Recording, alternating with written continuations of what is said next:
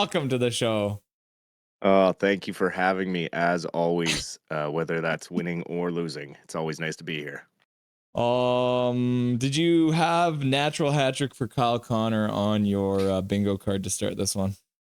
Yeah, of course. Who didn't, right? I guess that's Oh easy to man. call that one a down. Yep, for sure. It actually, we actually started the game not too bad. The first 5 minutes of that game was pretty even, and a very uncharacteristic mistake from Lankinen leads to the first goal against. Then we had a couple good shifts after the goal.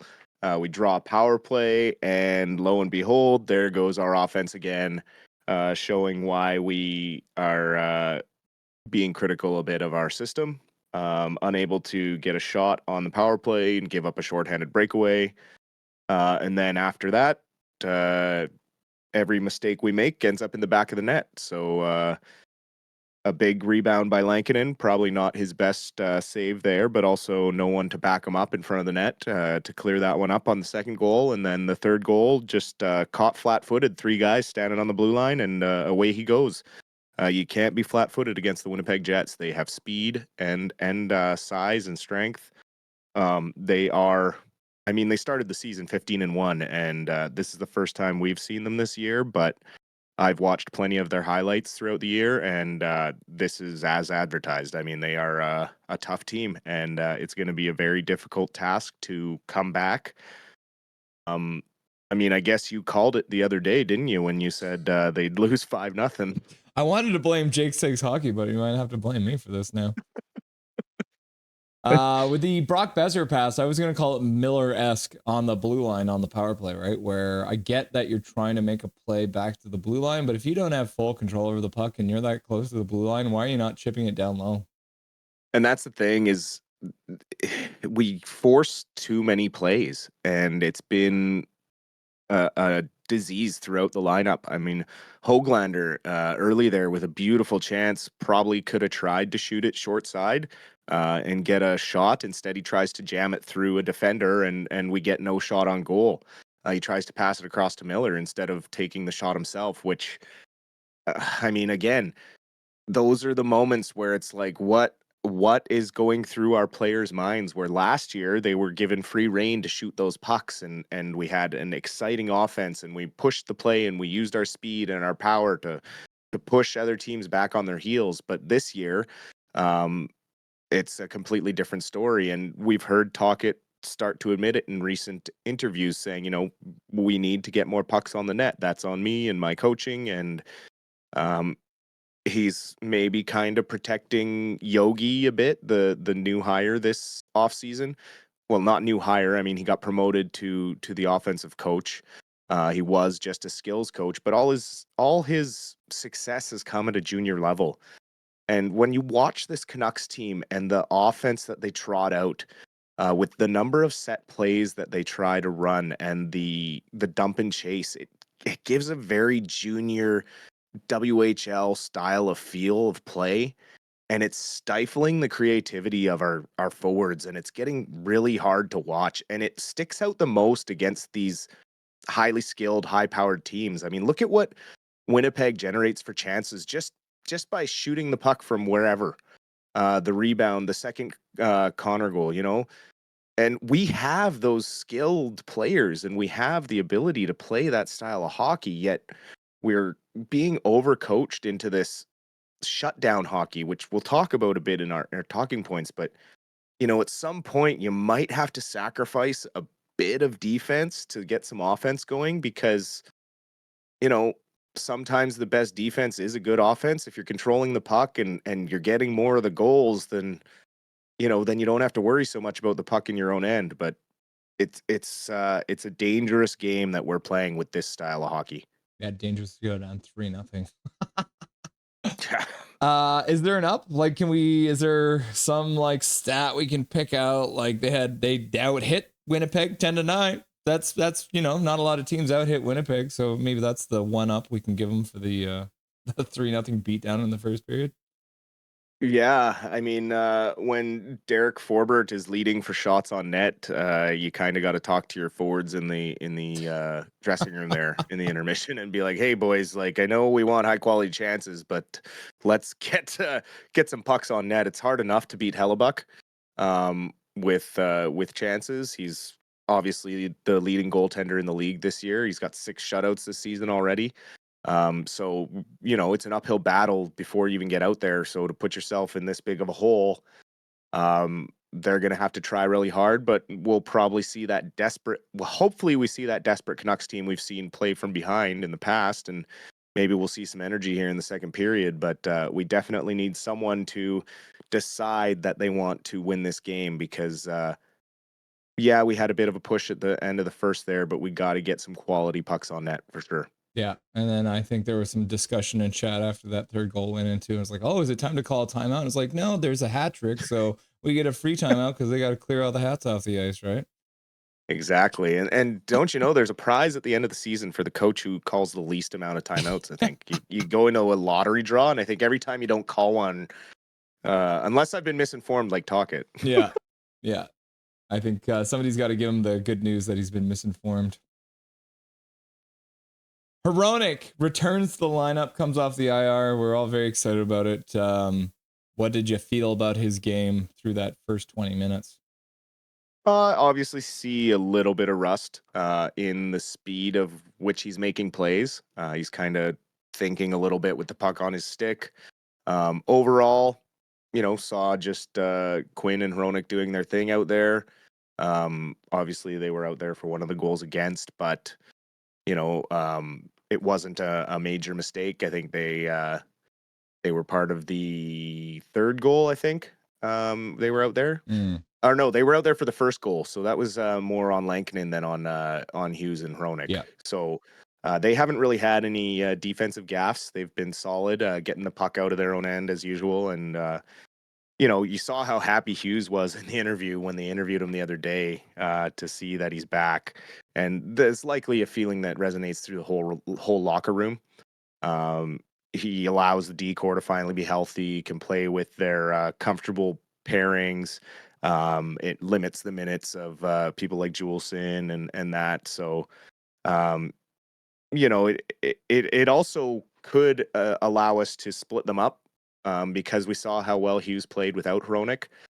Maybe once Hronek's back up to speed, he can carry his own pairing and give us a pretty nasty 1-2 punch. There is that potential down the road, so there's that positive. Obviously, we're going to benefit in OT situations when we need to send someone else over the boards when Hughes is sucking wind. You obviously would rather send someone like Hronek rather than Myers. A lot of our offensive issues in overtime have come from not having someone to help out when Hughes has to take a shift change. So it's only going to be good stuff with having him back. We've seen the issues we've had with our D guys not really being comfortable entirely with who they're playing with, but we've also had just one of those seasons where there's been so many injuries on the blue line. It's been like a revolving door. So it's just kind of like a sigh of relief now. We got everyone on the blue line is off the IR. So going forward now, when it comes to our blue line core and who we're trotting out there, this is what we got. This is what we are going to have. So if we think it's enough, when we'll come trade deadline time, this is who we're going to run with. So is it going to be enough? Time will tell. We obviously are going to need to give them about 10 games, I would say, to see. But obviously getting closer and closer to that trade deadline time, we got to kind of, find out fast what we got. You got to think they're still looking to add at least one other defenseman. I also just noticed too, it's hilarious. Every single player on the Canucks team is currently a -1, except for the Sherwood, Suter, and Heinen line. So they are spreading out the pain, and everyone got a -1 except for that one line. Yeah, exactly. So it was just there were 3 mistakes made in that period, and every single one ended up in the back of the net, and all 3 mistakes were made by different lines. So there you go. And that's Winnipeg, man. They will wait and they will pounce. And when a mistake is made, 9 times out of 10, it's in the back of your net. So you cannot you almost have to play perfect hockey when you're playing against a team like that. Yeah, you mentioned earlier maybe the next talking point we might want to change after that performance because we're going to be talking about the Canucks defense and how good they've been doing. I'm going to quickly put something on the screen here. It might work. Yeah, you Yep. might even be able to see it too. This is the 5-on-5 expected goals against per 60 on January 12th. This comes from Jay Fresh. And you can see that number 3 there.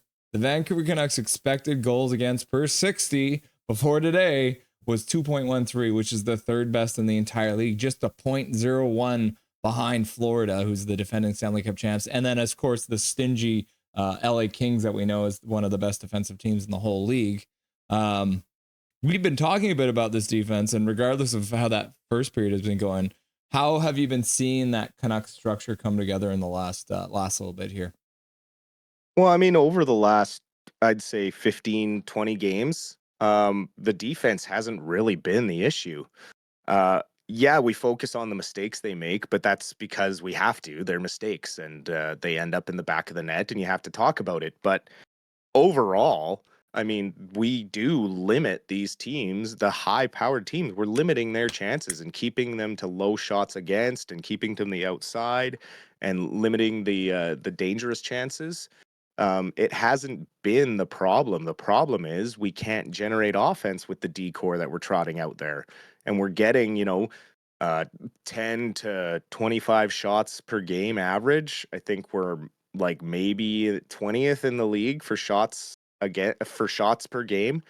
And then when you look at the stats, we are one of the best for goals against, but we're way down the chart for goals for. Like our differential of the playoff teams or teams that are close to the playoffs, we're the only team with a negative goal differential. Like everyone else is plus 10, plus 20, plus 30.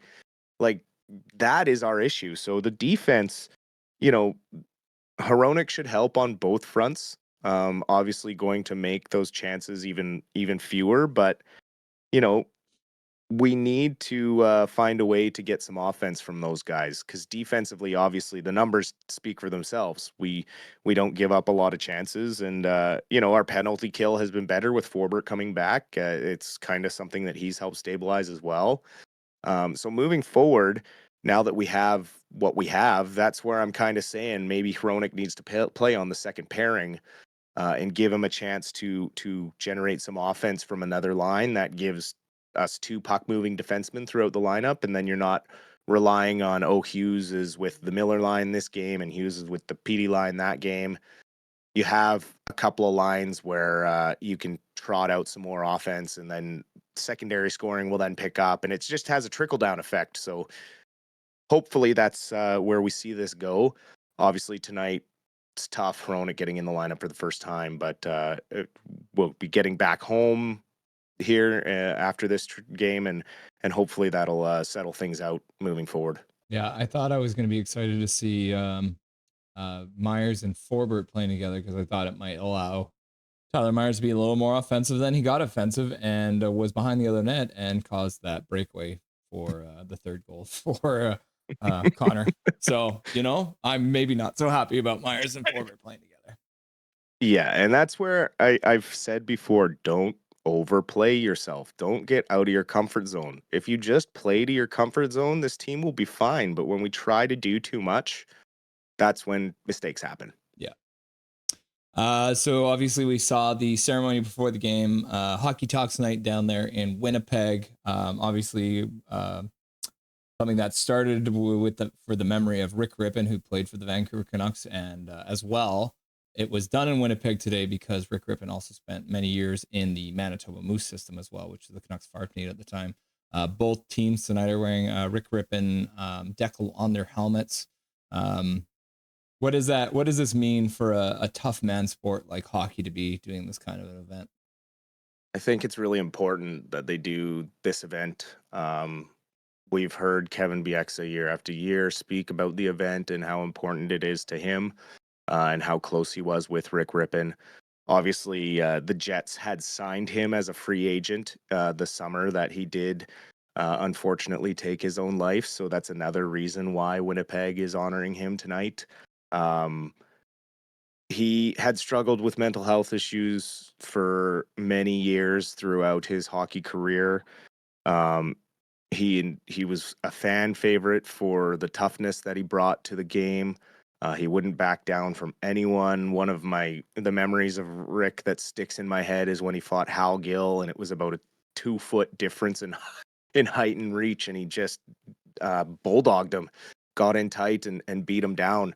And it was from his life as growing up in a boxing gym with his dad, and obviously knowing what we know now about CTE and the struggles that it can cause with mental health, it ultimately led to him taking his own life. And it's important when a sport like hockey can talk about these things. It has that tough guy, quote unquote, mentality, but they're people too.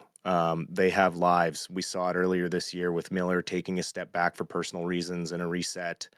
I myself have gone through mental health struggles, having my spinal cord injury that happened. I've also been very close to that dark place where you just don't feel like there's any answers anymore, and you have to turn to the right people and be willing to talk to the right people to get yourself out of those situations. And it's scary and it's tough, but there is help out there. And if you are going through anything, never be afraid or ashamed.